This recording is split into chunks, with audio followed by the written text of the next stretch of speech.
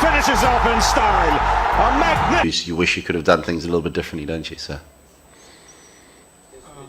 Hi, Jonathan. Like, Gulbadeen's innings was a big positive for your team. Like, obviously, he was dropped a few months back, and then I think he was sent to the Hong Kong tournament. Now coming back, played this innings. So he's also had a bit of success in the IL T20 batting up. So can you just talk about the move to have him up at number 3?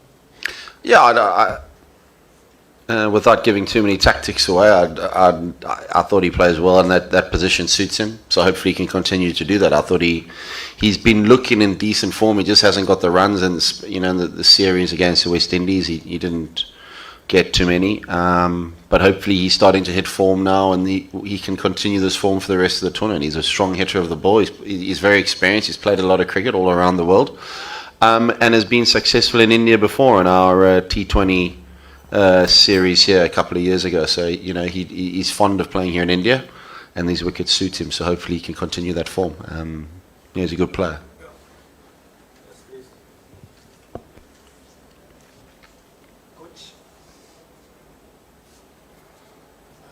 It looked like New Zealand would struggle to chase once Mujib took those early couple of wickets. Can you tell us a bit about Mujib's expertise in the power play? He's been getting wickets consistently in the first 6 overs, and how it allows the captain some flexibility later in the innings? It does, yeah, but we've got to be able to build that pressure at both sides. And I think, after when Mujib got those 2 wickets in the first over, we then got 40 in the next 4 overs, or 38 in the next 4 overs, so they still finished the power play relatively strong. If we had perhaps reduced that a little bit and then come out the power play, it would have been a bit more pressure on them. So we weren't able to build that pressure at both sides. I thought Mujib did it really well, but him and himself, he's a very, very good bowler with lots of variations, and today we saw how dangerous he can be. Both teams made around 40-50 runs in the power play. Going further in the tournament, do you think they need to put more runs on the board in the power play? As bowlers need cushioning in T20 format, they're still going further in the tournament.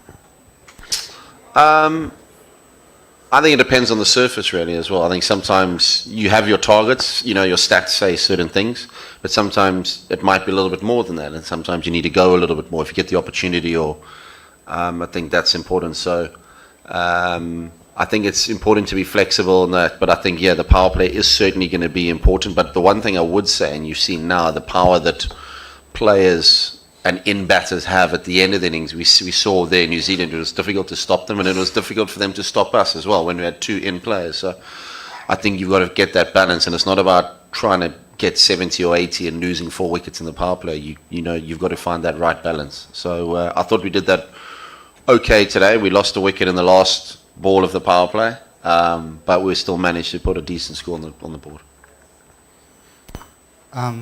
Jonathan, could you tell us a little bit about Darwish Rasuli's development? He was with the Rising Stars. He's with the senior team now. He played a lot of eye-catching shots against really high-quality bowling. So could you talk us? Well, yeah, he's been in and around the squad a few times and played, and we saw how well he played against the West Indies in the series there in Dubai. So his form continued today, and he solidifies that middle order nicely. So his form is great, and hopefully, like Gulbadeen, he can continue that form at sort of number 5, and that power that he does has. We saw the power that he has. So I'm excited to see him go for the rest of the tournament, and he's developed nicely, and he's been in and around the squads, and our coaches have worked with him, so they deserve a lot of credit. And hopefully all the hard work pays off himself, but also the work we've done with him.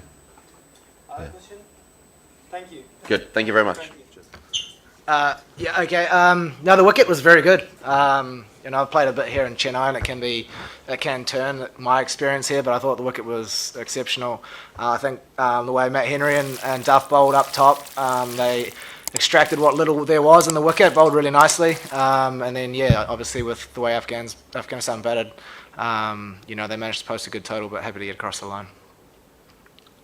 Hi, Locke. Could you sort of talk about managing your return to play thing, and also your first over where there was sort of everything, a short ball, a yorker, and that slower one. So could you just talk about coming back and sort of hitting your straps in that first over? Yeah, nice to be back playing for sure.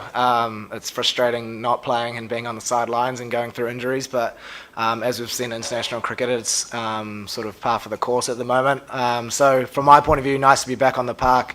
Done a lot of hard work to get here. Love playing for this team. But yeah, first over, I think I missed a couple times. I don't think they were all perfect balls, but the back of the hand one I was pretty tough with. Okay, at the halfway stage, 182 on the board, what was the feeling in the camp? Did you think that they had left a few out there? Did you think it was par? Firstly, nice shirt. Happy with that one. Yeah, well done. Half of it's good. Nah. Yeah, it's tough. I think India, it's hard to know sometimes what a par score is. The wickets here are so good. The years I've been coming, they've been getting better and better. So I think with the power we had on our side, it was a total that we thought we could chase for sure. But obviously a lot of hard work needed to go in there. Mujib getting those back-to-back wickets was a huge sort of roadblock for us. But no, the way that Saif batted with Glenn was outstanding to sort of, I guess, soak up that pressure and then turn it back on Afghanistan. So really happy with the team. The boys batted exceptionally well. Nice to get the 2 points. So, man, just a second one on that is, like, do you know what happened in that catch between Daryl Mitchell, Finn Allen, and all three of them running towards the ball? What was the calling, was it? That's not an easy catch, that. I don't think many people would be taking that, to be fair. It was just inside the boundary. I think more than anything what we can take from that is the commitment that all three of them went for the catch. But I can tell you, having tried to catch those before, they are not easy to catch. So obviously disappointing. The way Matt Henry bowled up top, he deserved the wicket. But that's the way T20 cricket goes. But no, the commitment was outstanding.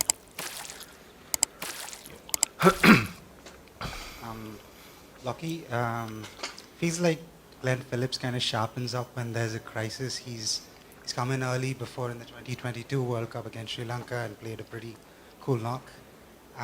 He kind of pulled New Zealand out of the fire again. So does he kind of sharpen up in a crisis? Do you know? Yeah, Glenn's world class. I don't know how many times we need to keep saying this, but he is world class player. He has all the shots. These grounds are too small for him. He's unbelievably strong, but I think he's a big game player in the sense that he enjoys those moments. He's done it for a long time, even when he started with me at Auckland. He always shone in the big matches, so nice to see him today do the same, and as I said earlier, soak up that pressure that the boys had and put it back on Afghanistan, and that's exactly what we want from him, batting at 4. It's such an important position. But his experience in this country, he's had a lot of success in the last few weeks here, playing against very strong India side, so I've got high hopes for him for the rest of the tournament. Lockie, you just spoke about that variations that you have, like it and back of the hand stuff. Can you just tell us about the importance of having those variations in this kind of pitches tournaments, where the batsmen are increasingly trying to look for runs? Yeah, it's a non-negotiable. Every international bowler has those variations. Some variations suit the bowling style. For me, back of the hand works well. For Matt Henry and Duff, off-cutters are really nice, just how the actions line up. But it's such an important part of the game, particularly in this part of the world where the wickets are so good. You need to change the ball in the air or off the surface. So I think it's something we work very hard on. Picking and choosing the times to use them is sometimes the challenge, and obviously with the way I bowl, it's important to keep running in and bowling quick, so that change-ups, when it does happen, becomes as more of a surprise. But we're always learning and growing as we play this game. I'm still learning about when to use it, but nice to get across the line today. Lockie, you sort of touched upon the change-ups. Like you also had this knuckleball, I think, which you used in Sri Lanka. Like Trent sort of developed it so late in his career, so I was wondering, like, how do you sort of develop the knuckleball, and would that be something you'd show us here in India as well? I bowled 2 today, didn't you not see them? One was a Yorker. Yeah, okay, next time. Tough crowd, jeez. But yeah, look, something, again, I've learned to develop my game over here. I've found at IPL, players are very good at picking up back of the hand slow balls, so I've worked on a ball where my wrist doesn't change too much. Comes out good, sometimes not so good. Others, sometimes people don't see it, so that's disappointing. But look, as I said, you're always trying to develop your game. You play the same players often, so they get a read on you, and you're always trying to stay one step ahead.